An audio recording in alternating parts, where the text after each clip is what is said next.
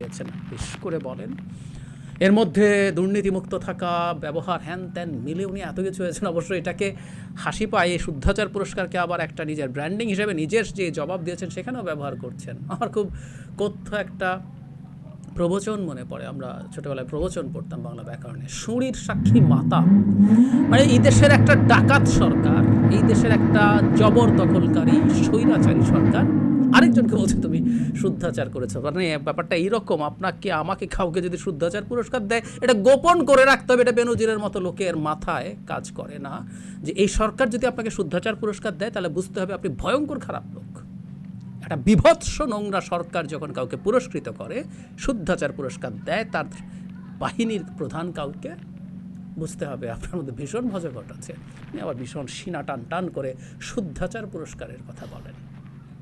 আমি একটু sense use করা দরকার। যাই হোক,